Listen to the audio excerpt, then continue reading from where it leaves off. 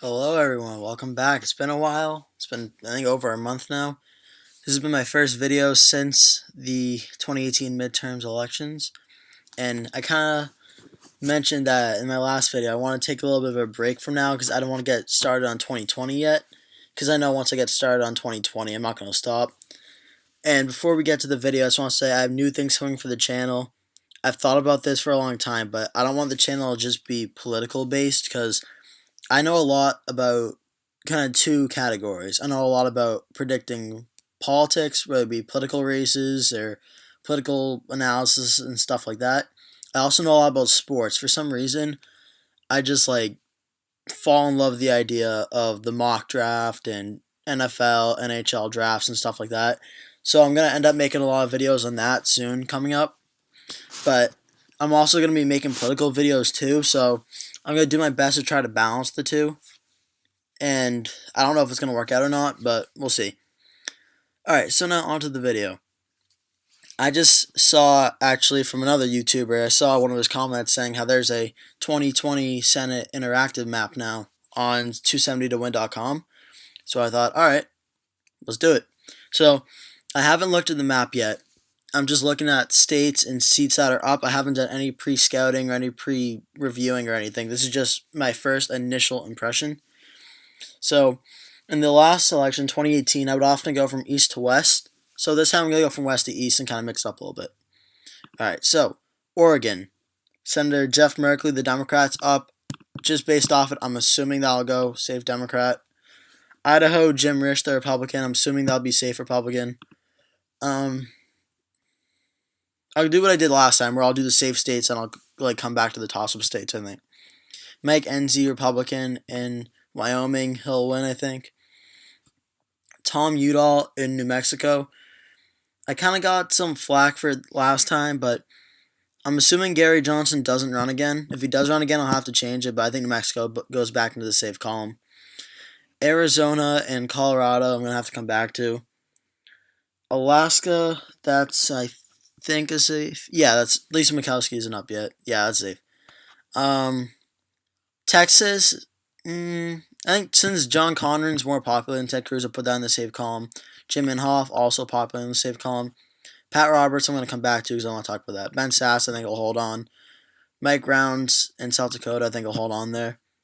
Tina Smith, I think that's more of a safe race now because while the Rust Belt is very competitive, I don't think that it's really going to be like that too competitive.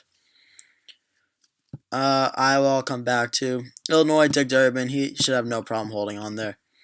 Tom Cotton, he had to win the seat last time around. I think he'll hold on. LA, man, you can tell it's been a while.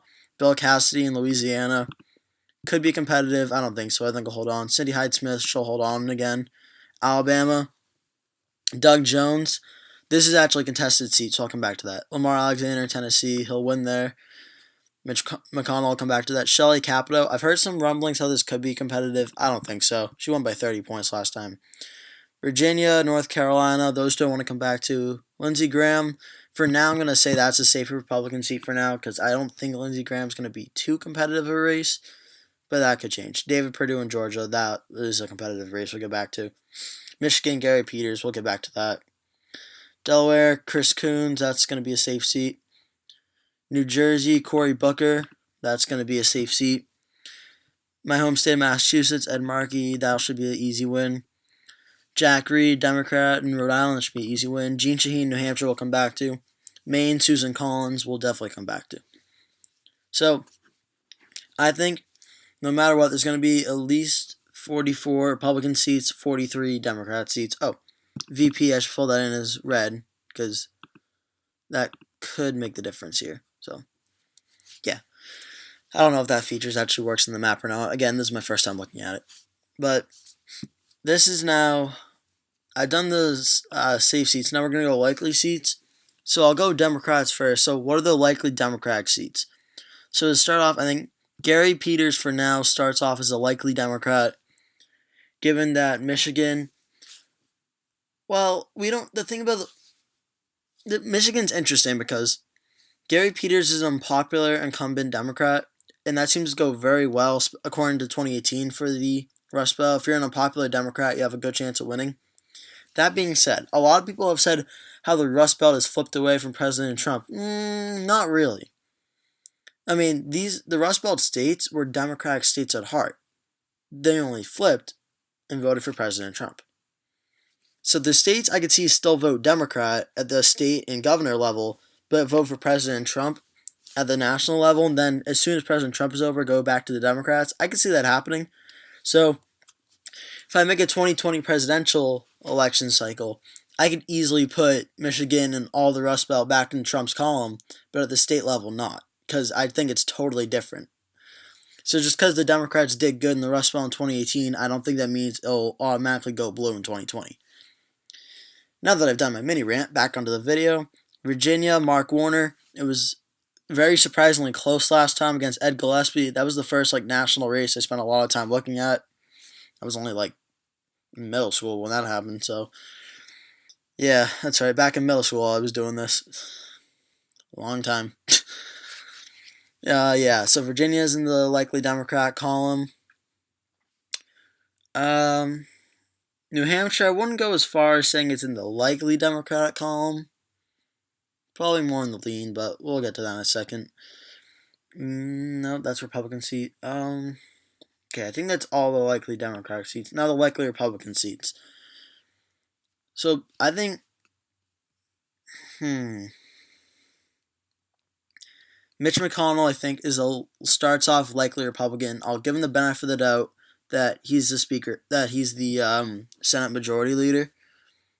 So I think that'll definitely be a strong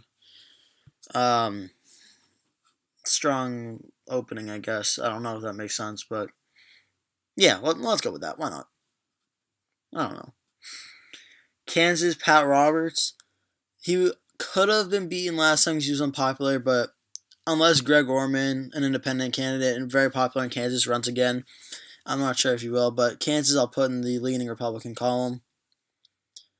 The rest of the states are very competitive, actually. Too competitive to be...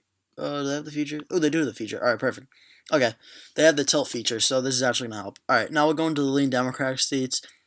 New Hampshire, in my opinion, starts off as the lean Democratic state. Oh, and for any toss-up states that flip, I'm going to put them in the tilt column for now. I'm not going to put them in the lean column yet, because I mean, it's way too early to even think about that yet. So, yeah, New Hampshire goes in the lean Democrat column. I think Maine goes in the lean Republican column. Georgia, North Carolina go in the lean Republican column. Montana goes in the lean GOP column.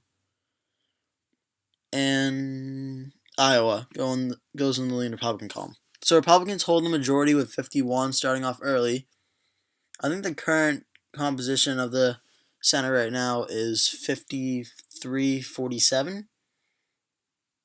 I think to start off right now. Yeah, 53-47. Because remember I did the analysis video when Arizona wasn't called yet, and the Mississippi runoff didn't happen yet. Oh, by the way, Mississippi went to Cindy Hyde-Smith. Yeah, I know, big surprise. So, 51-46 currently. 3 seats up for grabs. What do we think is going to happen? Well, for starters, this is a presidential year. So there's going to be boosted turnout for both candidates and for both parties on both sides. So Alabama, Doug Jones, I think he had a good tenure. I heard rumors Jeff Sessions may run again for his seat. I'm not sure. But it's Alabama. As long as the candidate isn't Roy Moore, that should have no problem flipping back.